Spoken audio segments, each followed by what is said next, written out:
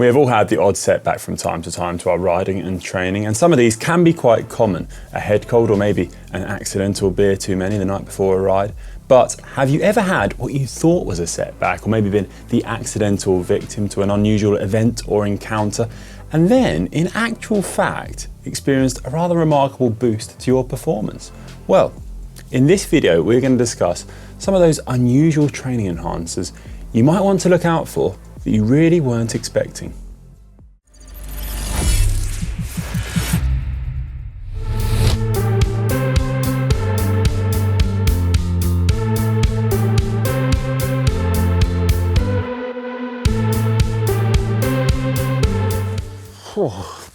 Right, so to start us off, nettles. Now, I once had a rather unfortunate crash in a bush of nettles. Now, luckily, in today's little accident, there's no nettles because we're in the middle of winter, so I've got lucky. But when I did crash in those nettles, it was, well, you can imagine, it was pretty painful. I was sore all over, I slept terribly, my skin was, literally I had nettle stings all over my body. I was stinging the whole night.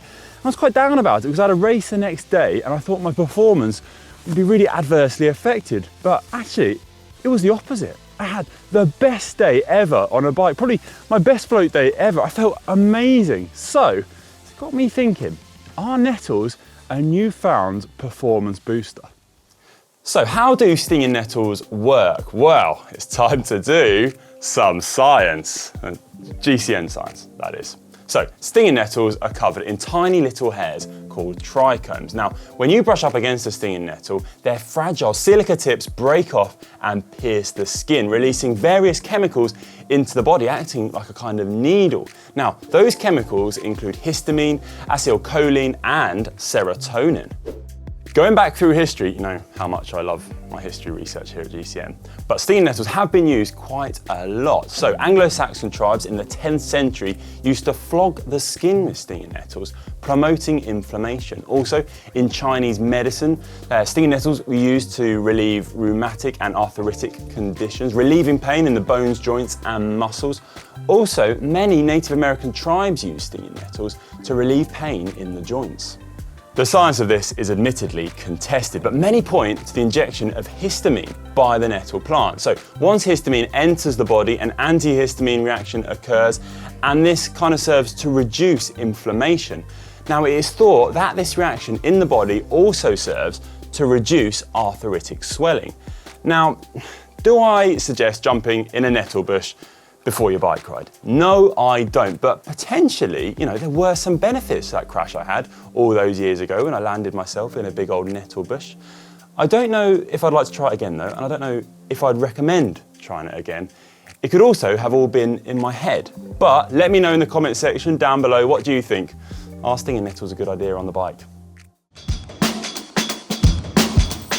Moving on to our next training enhancer, dogs, or more to the point, dogs that think you resemble a nice tasty sausage instead of a cyclist. I've had more dogs run at me on rides than I'd like to remember, and it can be quite a terrifying prospect, but on each of these encounters I've actually produced my best sprinting numbers ever. The fear of that dog bite propelling me forward.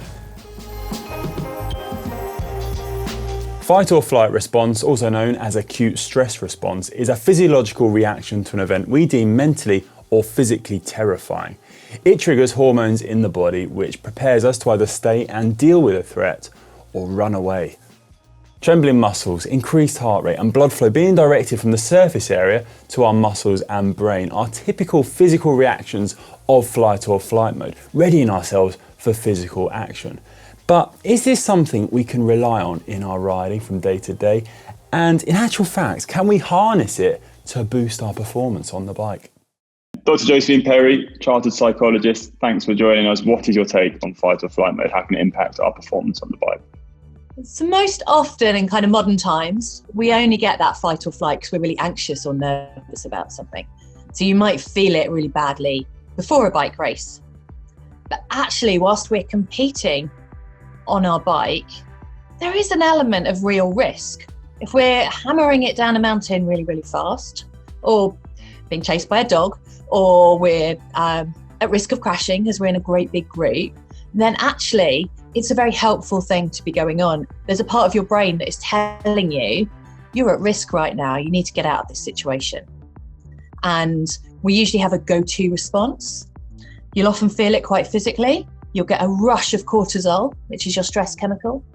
You will get a rush of adrenaline. You'll feel your heart rate go up. You'll feel your breathing rate go up. You might get a bit of a sickly tummy. You get that nauseous feeling, and you get quite tense and tight. In some sports, that's really unhelpful. So tennis players who get really intense and tight, rubbish. They can't serve very well. But actually cyclists, it doesn't matter so much. It's our legs that are mainly doing that work, and the tension comes in our shoulders and our back. So we can absolutely just carry on. So it can be really helpful, but you don't want it too often, because when you have too much cortisol flowing through your body, too often, it can start to make you really ill over time. But how can it really boost our performance then? If it can be helpful, could it maybe give us an extra sort of 10 or 20 watts onto our personal best power output, for example? Or is it a case of, pushing through a tough moment? So the fight or flight instinct and the physiological responses that come with it can be really helpful at moments of kind of crisis. So we've seen those anecdotes of kind of somebody trapped under a car and people suddenly gather amazing strength to be able to push that car off somebody. So we can use it in very short moments to do something. And some people are kind of really fueled by that fear of failure, or the fear of judgment, or the fear of letting other people down. And they are able to kind of use that fear, which then triggers that part of our fight or flight mechanism to do good stuff. But it shouldn't be something you kind of rely upon. There are far better techniques, far more positive techniques, and ones that are far less harmful to our well-being to use when we're performing on a bike.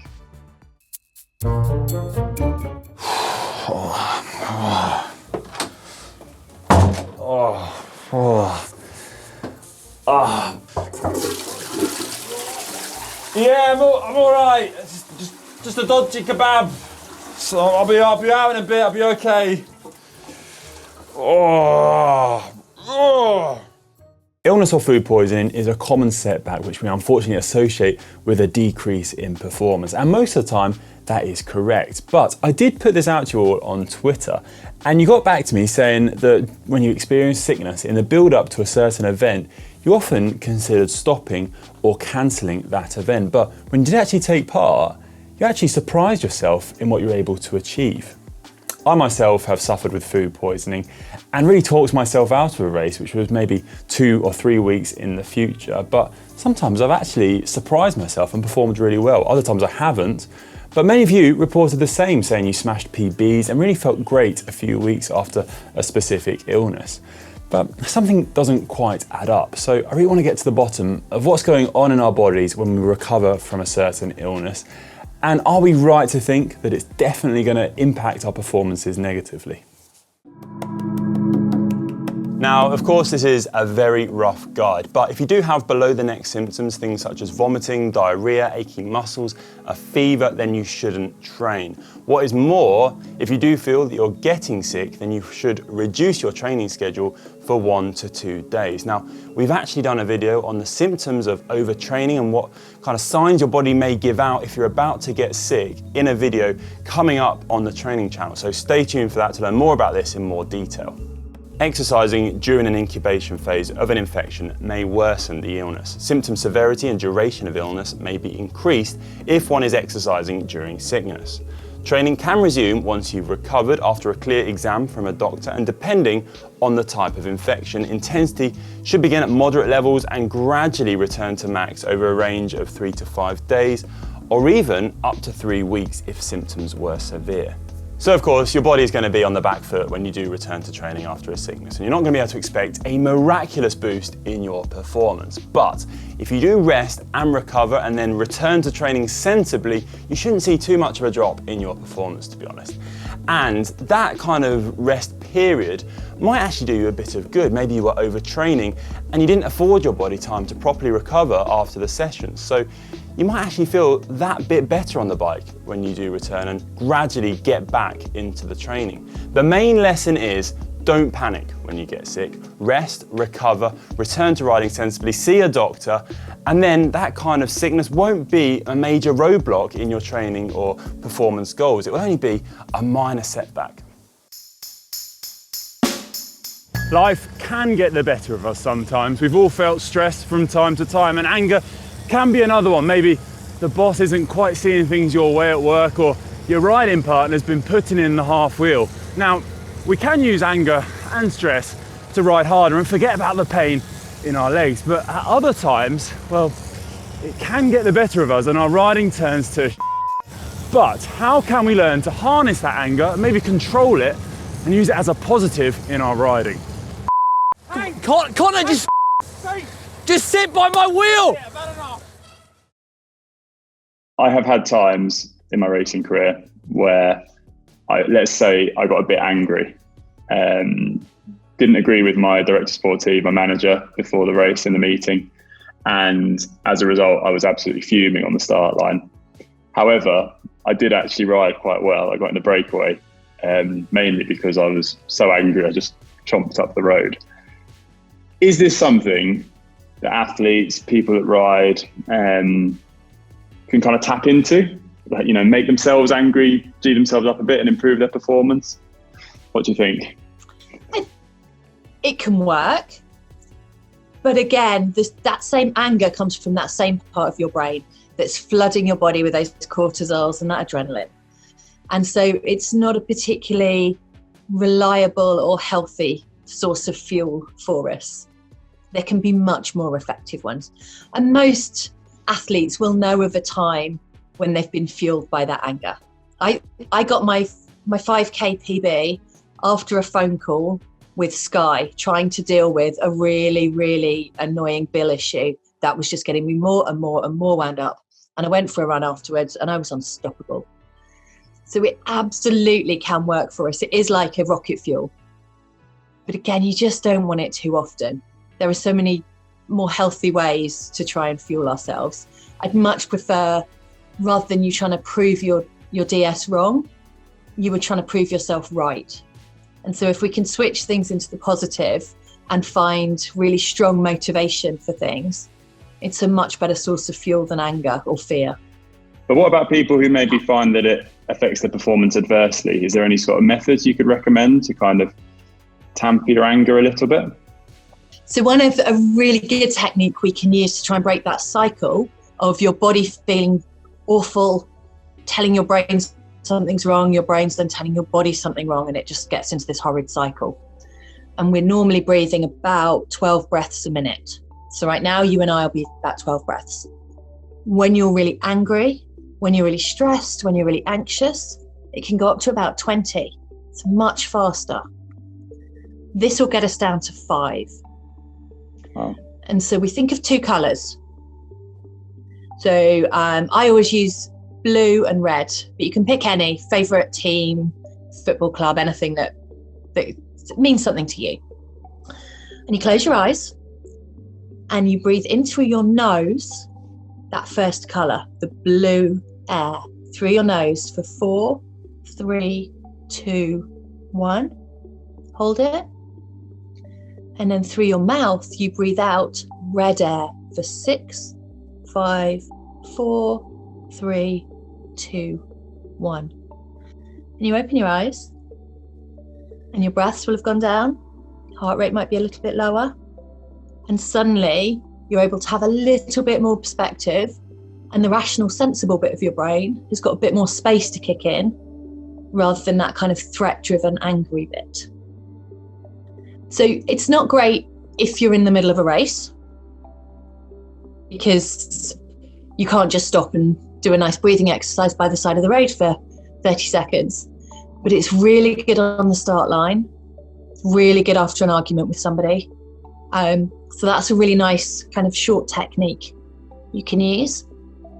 The other one, and this comes from Steve Peters and his chimp paradox idea, is that element of the threat of the anger is coming from what he envisages as your chimp. In sports psych, we call it your amygdala, but it's your chimp. And if you can name that chimp, distance yourself a little bit, see it as sitting kind of over here to the side of your head. So I imagine mine looking like it's literally lobbing bananas at me, trying to cause me chaos. But when I chat to it, because it's got a name and it doesn't sit inside my head, it sits to the side of my head. And with some athletes, we'll even get them to draw what their chimp looks like, and they give it kind of its whole personality. And we look at what triggers your chimp. Is it the DS telling you something you don't agree with? Is it somebody, I know, sitting on your wheel for far too long and getting too close? Is it somebody talking at you when you really want to focus? Is it someone that keeps on making ridiculous breakaways that they're only going to get pulled back anyway? Whatever triggers your chimp, to really be aware that that's going to trigger it. So you don't let it go chaotic and you don't let it start lobbing bananas at your head. You can reel it back in and go, it's all right, you knew that was going to happen. What I want to do right now is this.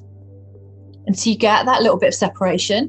You might feel a bit strange, but it's so beneficial because it means the rational, sensible bit of your head gets to stay in control, not the chimpy bit.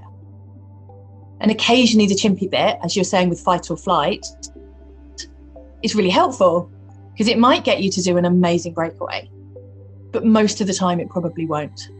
So it is better to have you in control than to risk letting your chimp kind of lead the way. That's great. Thanks for sharing all that information, Josie. That's really valuable.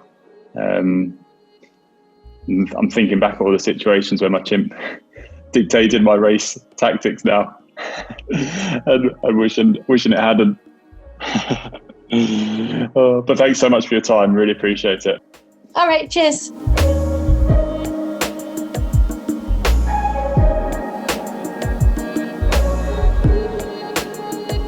So those were some unusual training enhancers which you really weren't expecting to boost your performance. But what about you all? Have you ever had something entirely bizarre happen and then in actual fact experienced a rather bizarre boost to your performance? Please let us know in the comments section below.